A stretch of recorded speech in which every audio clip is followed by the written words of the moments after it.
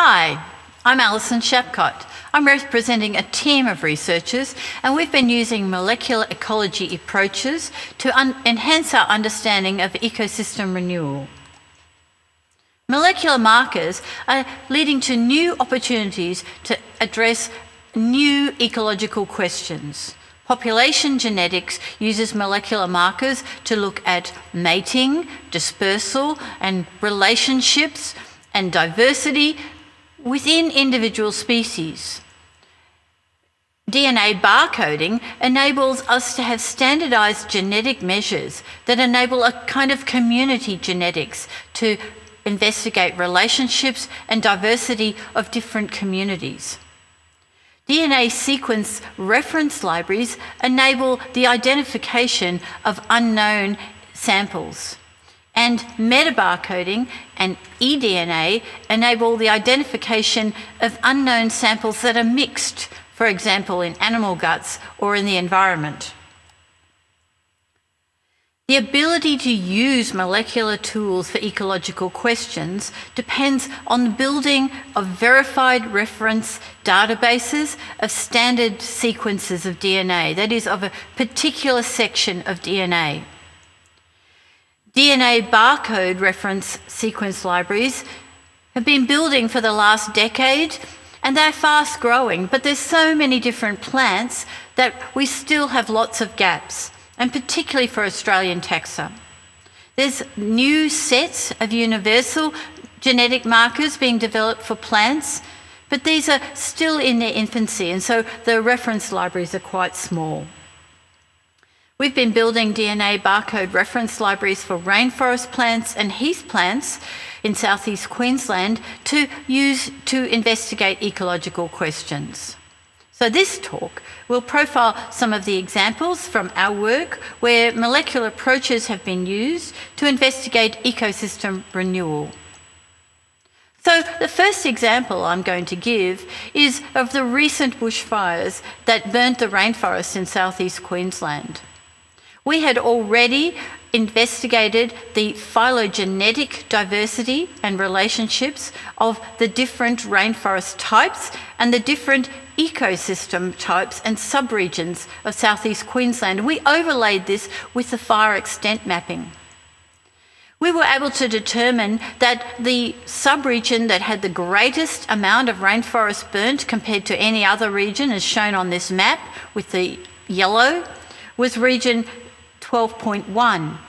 Now, unfortunately, this region, which had approximately 20% of its rainforest impacted by fire, is the subregion that has the second highest phylogenetic diversity of all of the different subregions containing rainforests in southeast Queensland.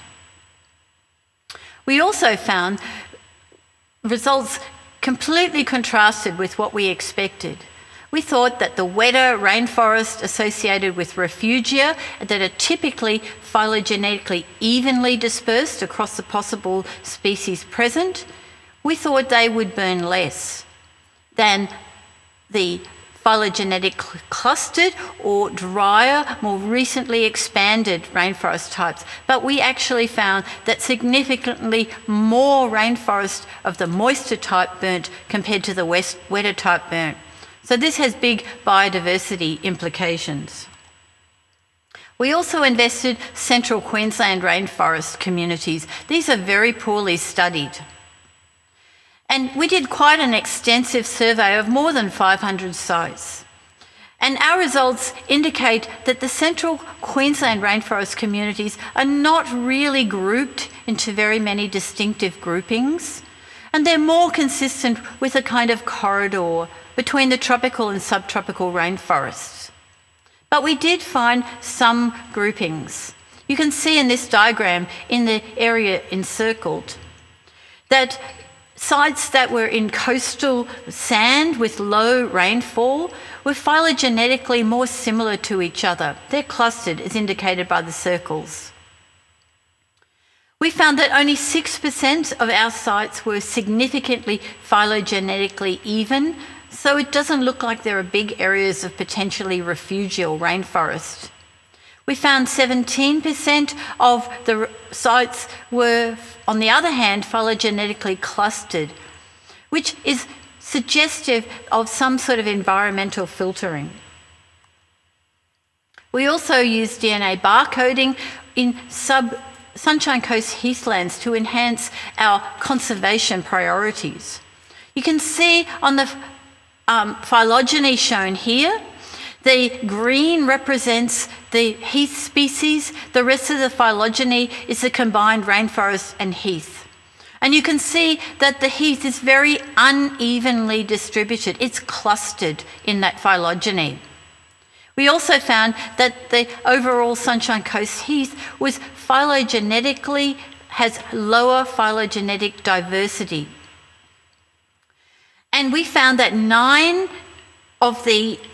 8 of the 9 regional ecosystems that are representing heath were significantly lower in their phylogenetic diversity than you'd expect by chance. However, only 6 of the 80 sites that we studied were phylogenetically clustered, even though overall the taxa is clustered. And these are represented by the red dots in the diagram. But what's perhaps more interesting are the clustering of the green dots that represent significantly even sites in our study.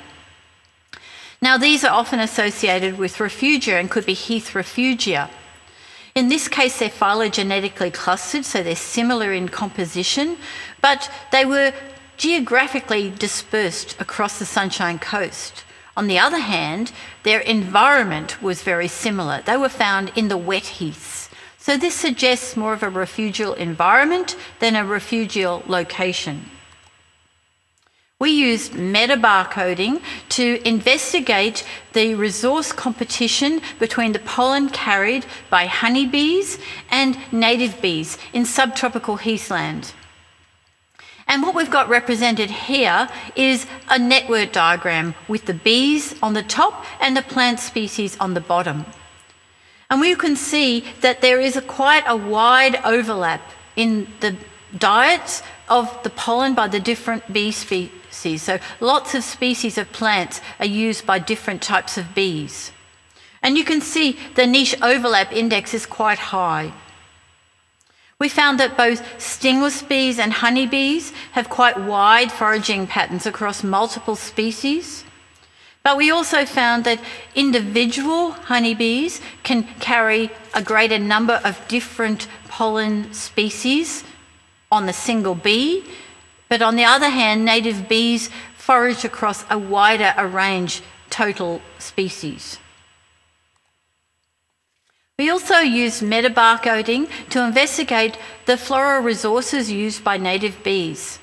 And we compared 2 ecosystem types, a macadamia orchard and a nearby native forest habitat.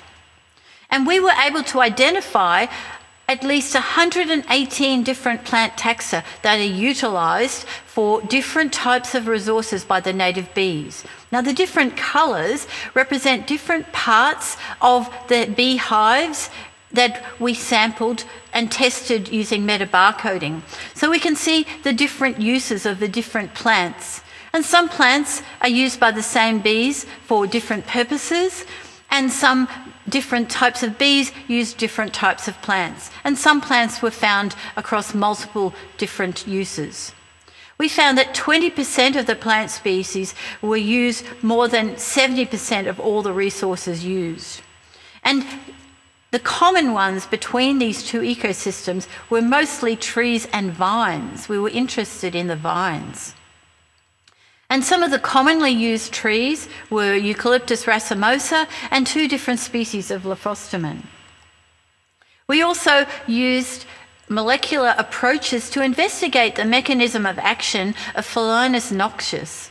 Now, Phylinus noxious is a plant pathogen. It's a fungus that causes brown root rot disease, and it affects a lot of street trees as well as native forests.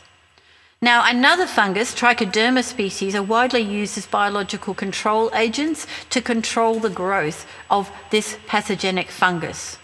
And one of the key mechanisms of action of Trichoderma against Phylinus is that we get an increased expression of the fungal cell wall degrading enzymes, and these two enzymes are particularly noted. And what we found, as you can see when we grew them together, that we had an increase in the expression, particularly of the chitinase. It was 8 times more expressed when we had the presence of these together. So molecular tools are now quite widespread in ecological research, and they can greatly enhance otherwise quite difficult areas of study, and they enable a diversity of new questions to be asked. However, there are an increasing array of different kinds of tools available, and while this allows a diversity of different types of questions and applications, it also means that ecologists need to take the molecular advice regarding the appropriate tools for the questions of interest, because it's not a one-size-fits-all. And the nature of the ecological questions that will be able to be addressed by any particular study will be constrained by the reference libraries that are available. So ecologists could really consider in the early stages of their projects funding the development of project-specific sequence libraries, because this will mean that you can get much better resolution and much better results for your study. We would like to acknowledge a great many people and organisations who funded these different projects, and particularly this reference library databases. And we also want to acknowledge the custodians of the many lands that this work was conducted, and pay respect to the elders past and emerging.